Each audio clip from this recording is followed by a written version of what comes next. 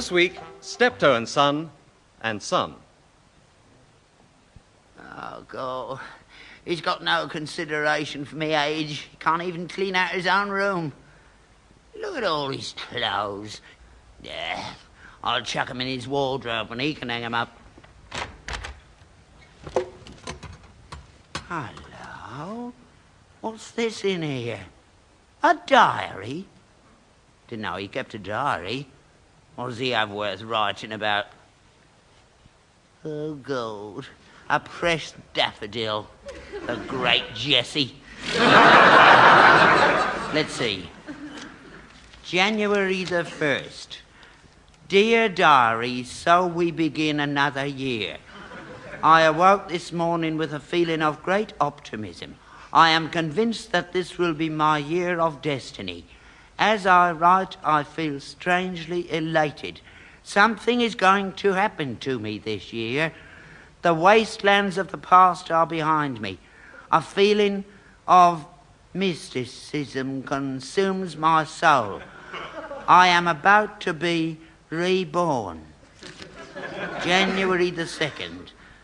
Went to the dentist, got to have 6 teeth out. March the 3rd. Old Misery Gut's birthday tomorrow. Must get him something, otherwise I won't hear the end of it. April the 4th. The sun is shining outside, but it is dull compared with the sunshine in my heart. Last night I met Merlitza, a Yugoslavian au pair girl from Belgrade. Music fills my being as I write her name. She is beautiful beyond my poor inadequate words. We talked about communism far into the night. I think she is impressed with my views on Tito and his policy of Stalinistic devotion and non-alignment. Meeting her at the Skinner's Arms tonight. April the 5th. Melitza didn't turn up. Waited till chucking out time. If I ever see that fat, ugly cow again, I'll smash her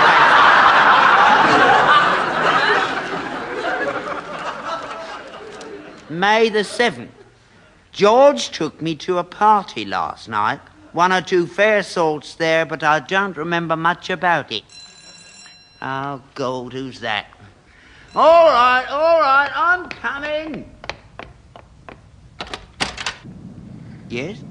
Good evening. I'm sorry to trouble you. I think you got the wrong place, love. The maternity hospital's up the road.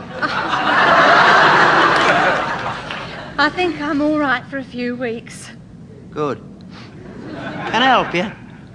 Does Mr. Harold Steptoe live here? No.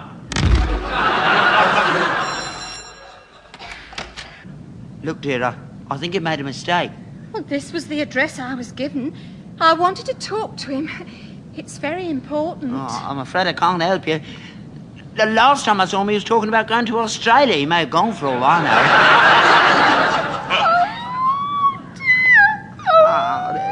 Don't cry. People might see you. I've been looking for him for months. Yeah. About 8 by the look of you.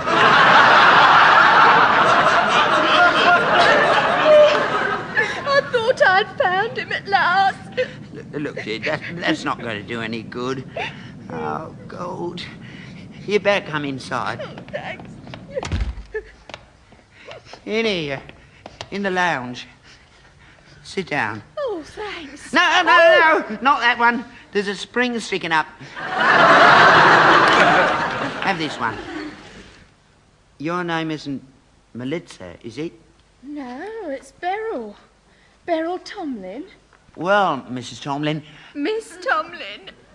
Oh, gold. Well, as I was saying, I don't know where he is. What do you want to see him about? Well, I wanted to see him about this. Oh? What's that then? It's a baby. Or it will be. I just want to know what he's going to do about it. What's it got to do with him? Well, he's the father. Rubbish. My Harold's a good boy. He wouldn't do anything like that. I just want to talk to him about it. Well, you can't. He hasn't lived it for years. It can't be him. Dad! Dad! I'm home! Excuse me. I won't be long. Hello, Dad. Oh, I've had a good day today. I've got a cartload out there. Yeah, and you got a pram load in there as well.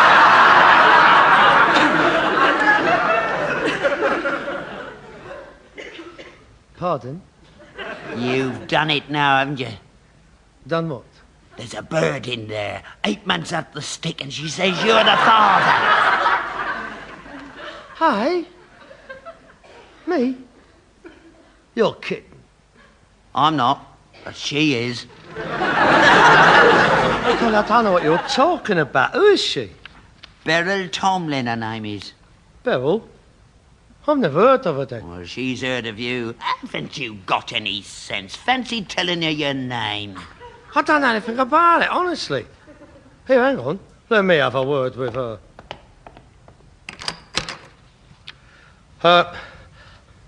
Good evening. Can I help you? Mr. Harold Steptoe? Yes. I'm Beryl Tomlin. Oh. I don't believe I've had the pleasure. Well, somebody has. Do you mind? Have we met? Yes, I believe so. God, blimey, you ought to know. You keep out of this. I'm very sorry, Miss Tomlin, but I don't seem to recognise you. That's it, that's the way. Good lad. Deny it. Keep quiet. To tell you the truth, I don't seem to recognise you either. Must have done it with your eyes shut. Will you shut up? Are you sure you've got the right person? I think so. I believe we met at a party at Hilary Philpott's last May. Hilary? I'm afraid I don't recall a girl named Hilary. It's a man. Oh. Well, I don't think I recall a man named Hilary either. I would certainly remember his name. I mean, we ain't got many Hillarys in the circles I'm moving. Well, that's just it. Apparently somebody brought you to the party and nobody else knew you, and that's why it's taken me so long to find you. It seems that sometime during the evening, you and I met. That's an understatement. I'm afraid I don't remember very much about it. I think I must have had too much to drink. Yeah, that's what they all say. Look, will you go and make a cup of tea or something? Yeah. Please sit down, Beryl? Beryl. Oh, thanks. Well, I'm sure we can sort this out. Now, please, don't think I'm trying to get out of anything, but if I don't remember you, and you don't remember me, how can we be sure that we did actually... Somebody saw us go into the bedroom. Well, that don't prove anything, of course. I mean, I could have been looking for your coat or something. Well, perhaps that's why we went in there, but I don't think that's what we did while we were in there. We didn't come out for over an hour, and everybody wanted to go home, and they had to climb through the window to get their coats, and then they saw us. Do you remember going to a party last May? May? May? Have a look in your diary. Yes, what diary? I said what diary? I don't know. I'll go make the tea. What do you know about my diary? Nothing. You've been snooping around my bedroom again. No, I haven't. Let go! You're hurting me. Where is it? Where is it? I don't know. Ah! It's in my pocket. You nosy little devil. There's nothing private in this house. You've been reading it. I haven't. A monkey in a zoo gets more privacy than I do. Won't keep you a minute, miss. I don't want to cause any trouble. Don't worry. We want to find out the truth, don't we? Now, let's see. May the 7th. May the Shut up, you. I'll attend to you afterwards. Here we are. May the 7th. I told you. Shut up. George took me to a party last night. One or two fair sorts there. Well, I don't remember very much about it. Must have had a skinful. I think we both did.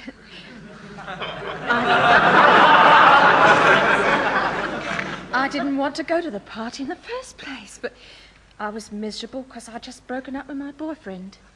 Oh, well, perhaps he's... No. No. No. We never had any relations. What's your relations got to do with it? Ain't you ignorant? Not Val's relations. She means they never had any carnal knowledge of each other. Blimey, no wonder he left her. You've got a mind like a cesspool, haven't you? Go and make the tea. Miss Tomlin and I have things to discuss. Go on. Don't commit yourself. Speak to a lawyer first. I must apologise for my father. He is very uncouth. That's all right, I understand. You should have heard what my family said. Oh, you have a family? Oh, yes. Any brothers? 2, 6 and 7. Feet? No, that's how old they are. Miss Tomlin, although I cannot recall the episode of the night in question, it did obviously take place. And I would like to apologise for the condition you now find yourself in. I'm just as much to blame as you are. Well, the point now is, what are we going to do about it? Well, that depends on you, Mr. Steptoe. Well, naturally, this has come as a great shock to me. I'm fully prepared to face up to my responsibilities. I must have had my fun, and I've got to pay for it. Now, I don't want you to think I'm trying to blackmail you into anything, Mr. Steptoe. It's hardly a good basis for marriage, is it? Well, of course, if you don't want to marry me, I quite understand. I didn't say that. I mean, having seen me sober, well, the both of us, and knowing what I do for a living, you might not want to marry me. Nobody else has up to now. I ain't got much to offer. It would mean living here with old faceache. Perhaps it'd be better if I just coughed up a few quid for the sprog and we forget all about it. Mr. Steptoe, I came here not knowing what to expect, and I find that you're a very kind and considerate person. And I think a girl could do a lot worse than marry someone like you. This... Do you mean that? I do. All right, then, you're on. Well, only if you're sure. I am. Only we're not in love, are we? Well, I don't think that matters. I mean, we're too old for that. Well, I am. I think you ought to know. I'm 28. That's a lovely age for a woman. I'm 35. No, I'm not. I'm 38. That's not very old. It is when you're 38. I prefer mature men. Oh, I well, always have. well, really, I've been around a bit. I mean, I can't deny that. Well, if I died tomorrow, I can't complain. I've had my share. Well, that is... well, that's all settled then. Yes. I suppose we'd better make it as soon as possible. Yes, I think so. Where? Well, I don't think we should have a white wedding, do you? No. How about Paddington Registry Office? Lovely. Monday? Yes. I'll get the licence and put your name down for the hospital at the same time. Yeah, I'll get the wedding ring as well. We'll have to get engaged afterwards. I'm a bit Boracic lint at the moment. You are, sure, Mr. Steptoe? Harold? Harold. Yes, I'm sure. Can I kiss you, Bill? Yes. Oh, at it again. Haven't you had enough? Can't you knock before you come in? It's my house. I don't have to knock on my own house. Well, have you decided? How much has she stung you for? She ain't stung me for nothing. We're going to get married. Married? You dozy, gullible twit. I knew I shouldn't have left the room. Look, we're getting married, see? I know what I'm doing. Harold, don't argue with your father, please. Argue with him? I don't have to argue with him. I'm 38, for God's sake, I can do what I like. I'm marrying you because I want to. Every child should have a father. For God's sake, what am I saying? You want your brains tested. Bung a 50 bob or we can get shot of that. Oh, look, you. I've never had much out of you, but I want something out of you now, and I'm going to get it. I want to look at joy on your face like any normal man hearing his son is getting married. Do you hear me? I want to look at joy. You're joking me. Let's have it. I can't breathe. A look of joy. That's better. And now, I want you to say, congratulations, son. I hope you're going to be very happy. Never. Oh, you're hurting him. I'll kill him. Come on, congratulations, come on. Congratulations. And I hope you'll be very happy. And I hope you'll be very happy. And I'm giving you £500 for a wedding present. You'll have to kill me to get that. Yeah, all right. I'll get it later. And now, a kiss for the bride. Wipe your lips. Well, I think I'd better be going now. Yeah, I don't blame you. So I'll see you out.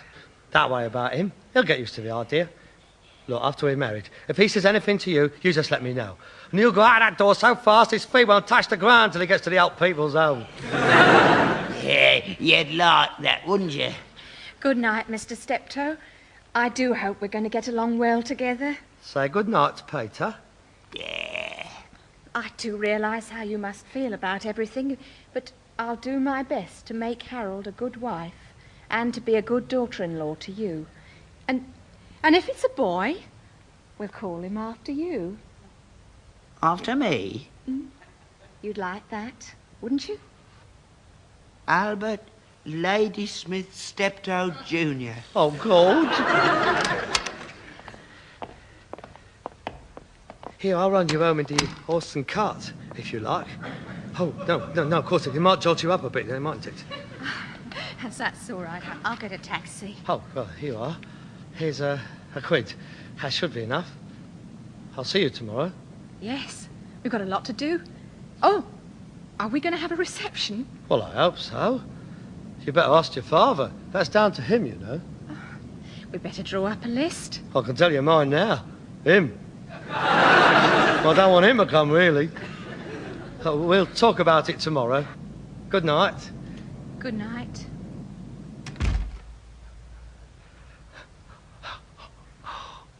I'm going to be a father. I wonder if I enjoyed it.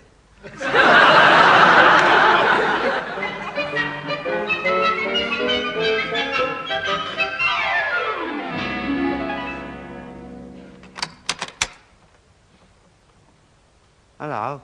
Hello. Had a good day? Not bad. What you got in there? Personal things.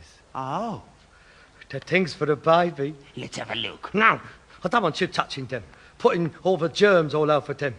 They're delicate things, babies. I don't want you breathing anywhere near him till he's 18. Or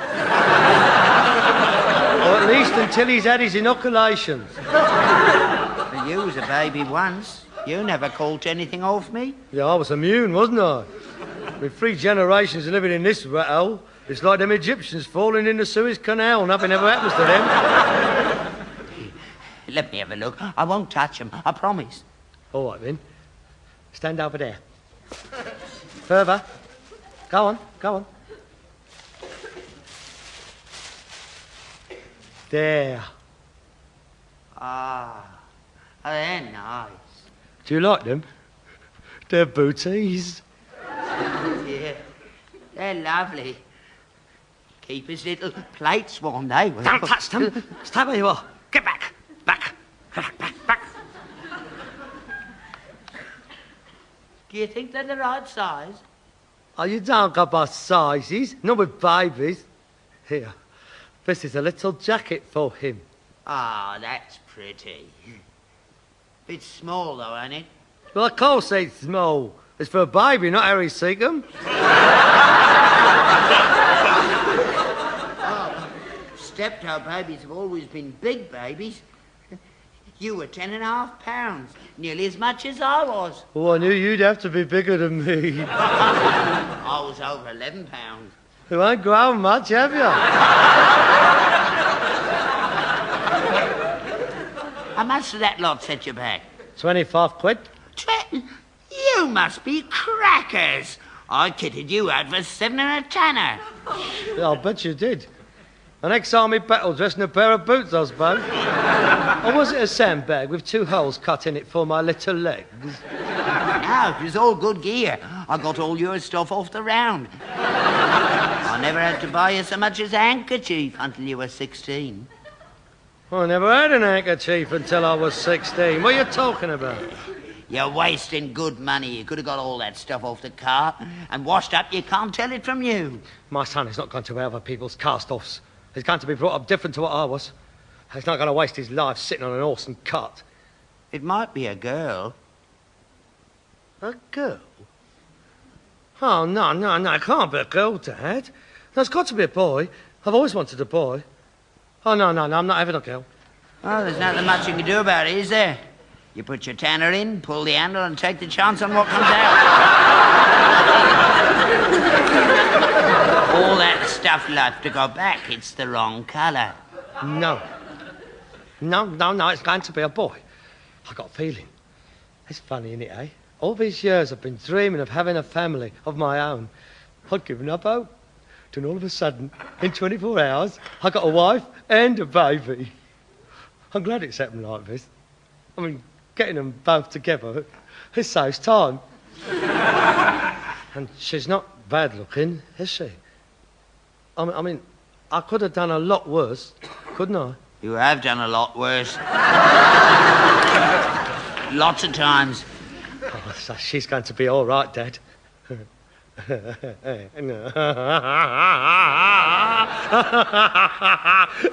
I just thought you're going to be a grandfather. Yeah, there is that to it. I'm looking forward to that. I'll teach him a few things. Don't you dare. Harold? Yes? I'm not very good at this sort of thing. I know we've had our ups and downs and all that, but I want you to know that if this is what you really want, then I'm very happy for you. Thank you, Dad. I know I'm a bit of an old twit, but I'm a good judge of character, and I think she's going to be all right. Yes, I think so too, Dad. And I'm going to give you that £500 for a wedding present. Oh, no, I was only joking about that. I mean, I had you by the throat, didn't I? Now, I want you to have it, Harold. Don't know what to say, Dad. Don't say anything. Take it before I change my mind. Thanks, Dad. That's all right. It's good to see you so happy. Don't be Beryl. Hello, Harold. It's George! But it's Beryl. Yeah, the Navy's here. George! What are you doing here? I thought you was in Hong Kong. Oh, I got back the day before yesterday. I'm on leave. Oh, well, come in. Yeah, come it's in. all right. You all right, love? Yes, thanks. Hey, Dad, look who's there. Hello, Mr. Steptoe. Hello, George. Oh, stupid me. Let me introduce you to him. Sorry, George, this is Beryl. We've already met. Oh, well then, you know all about us then, eh? Yeah, that's why I'm here. The point is, Harold, I heard about Beryl and the wedding yesterday, and, well, I can't let you do it. What do you mean, you can't let me do it? What's it got to do with you? Well, you remember it was me what took you to that party? Yeah? Yeah, well, it was me what did everything else as well. What you mean? Yeah, it's true, Harold. It wasn't you, it was me. It can't be you. Because if it was me, they saw under bed. Oh, yeah, you were on the bed, all right, yeah, spark out all evening. What they didn't see was me under the bed. I dived on her just as I came through the window. Well, the point is, Harold, as soon as I heard about Beryl and the baby, well, I mean, I couldn't let you take the blame. So I went round to see her and, Well, to cut a long story short, we're getting married. No, she's going to marry me. Look, I don't mind about the baby. I'll bring it up. I'm sorry, Harold, but I think it would be better if I married the real father. No, but I've just told you, it don't matter. I don't mind. For the baby's sake, Harold. It must be better for him to have his real mum and dad. You do see that, don't you? I really think I ought to marry George. She's right, Harold. I'm sorry, Harold. That's all right, George. That was a really noble thing you were going to do. I'm proud to know you. Yeah. Well, we better be going, Beryl, dear. We've got a lot to do. Oh, you are, of course, invited to the wedding, Harold. In fact, I'd like you to be best man. Oh, thank you, George. I'm very honoured. I'd like to wish you both the best of every happiness. Thank you, Harold. You are sweet. Before you go, you better have these as a wedding present. The baby clothes. I don't suppose I'll be needing them now. Oh, that is kind. I hope it's a boy. Come along, dear. I'll ring you tomorrow, Harold. Let you know what the arrangements are. Yes, right. Cheerio.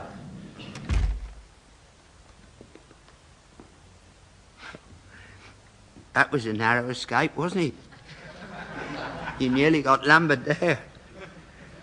Yes, I did, didn't I? You're better off out of it. I suppose so. Of course you are. I mean, can you imagine it? All those nappies hanging round the place? Yeah, The kid crying its eyes out all night long? yeah. No sleep. Not wink. All the hours we'd have had. Yeah, Kids stinking the place out, yeah, screaming its head off. yeah. Yeah. Yes. And I've gone out to get drunk. Harold, What? can I come with you? Yeah, all right. Come on. By the way, What? give us my 500 quid back. You do that.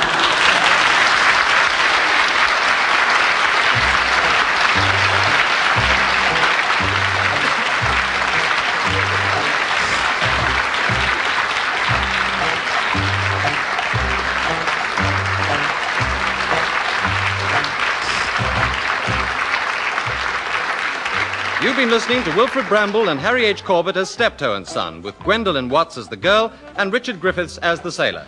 Written and adapted for radio by Ray Galton and Alan Simpson, and produced by Bobby J.